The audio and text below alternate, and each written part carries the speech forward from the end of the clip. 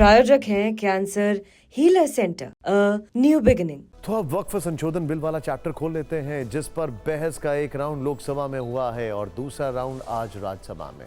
लोकसभा में 12 घंटे से भी ज्यादा वक्त तक चर्चा के बाद देर रात पास होने के बाद आज ये बिल अपने अगले पड़ाव राज्यसभा में आ गया।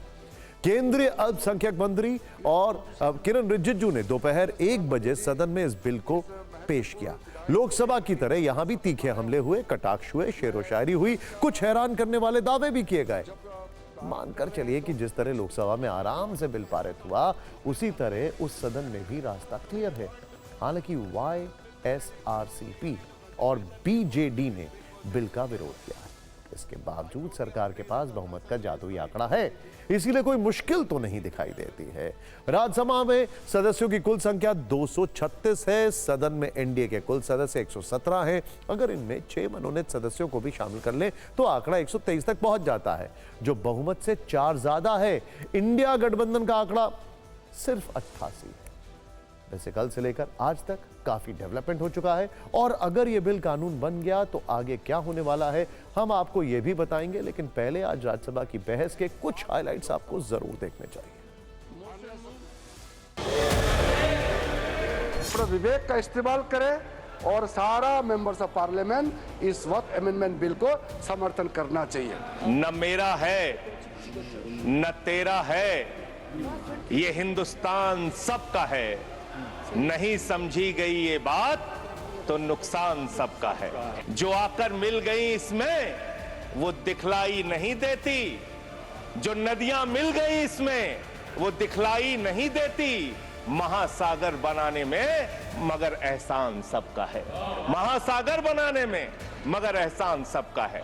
आप समझ सकते हैं कि डेमोक्रेटिक नॉर्म्स को फॉलो करने के और क्या पैमाने हो सकते हैं, क्या मापदंड हो सकता है। सिर्फ यही कि आपकी बात मान ले तभी हम डेमोक्रेटिक हैं। वाद विवाद तर्क पर होगा या कुतर्क पर होगा या जबरदस्ती होगा, हमें इस बात को समझने की आवश्यकता है। मैं जानता हूं कि दुश्मन कम नहीं, लेकिन हमारी तरह हथेली पे जान थोड़ी है। जो आज साहिब मसनद हैं कल नहीं होंगे, किराएदार हैं जाती मकान थोड़ी है। सभी का खून है शामिल यहाँ की मिट्टी में, सभी का खून है शामिल यहाँ की मिट्टी में, किसी के बाप का हिंदुस्तान थोड़ी है।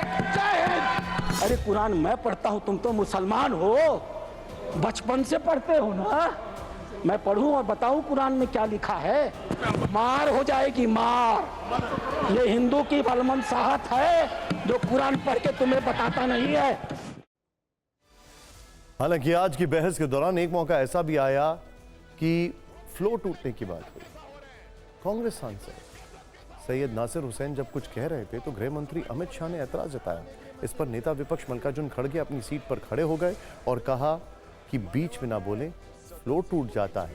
एक बार सुनिए ये पूरा एपिसोड क्या है और ऐसा क्यों हुआ।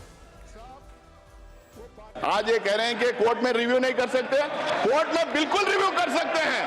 अगर कोर्ट में रिव्यू नहीं कर सकते, अगर कोर्ट में रिव्यू नहीं कर सकते तो हाई कोर्ट में और सुप्रीम कोर्ट में वो के इतने केसेस कैसा हो रहे हैं, कितने केसेस कैसा हो रहे हैं हाई कोर्ट में और सुप्रीम कोर्ट में। माननीय गृह मंत्री कुछ कर दे एक जी प्लीज। मान्यवर, मैं सदस्य को बीच में टोकना नहीं चाहता। शायद वो भोले भाव से गलत इंफॉर्मेशन सदन के सामने रख रहे हैं, तो मैं थोड़ा करेक्ट करना चाहता हूं कि अगर ट्रिब्यूनल के फैसले से कोई असंतुष्ट है तो ये भूमि का मामला है, इस पर सिविल सूट होना चाहिए। सिविल सूट में अधिकारों के बहुत वाइड रेंज होती है। इन्होंने इस पर अपील का प्रोविजन 2013 के कानून में रखा ही नहीं है। तो रीट के कार्य क्षेत्र में हाईकोर्ट के सामने जाता है। रीट का कार्य क्षेत्र बहुत संकरा होता है, तो जो ट्रिब्यूनल का फैसला होता है वो फाइनल होने के चांसेस 99% हो जाते हैं। कम से कम वो जो उन्होंने तैयारी करके लाए हैं, उन्होंने भी पढ़ के आए, वो तो कोई ऐसे वैसे बात नहीं कर रहे हैं। इसके ऊपर गंभीरता से अध्ययन करके वो आए हैं। उनका फ्लो बीच में चले जाता, विचार चले जाता। तो इसलिए मैं आपसे कृपा करके विनती करता हूं, उधर के लोगों को टोकना बंद करने के लिए कहो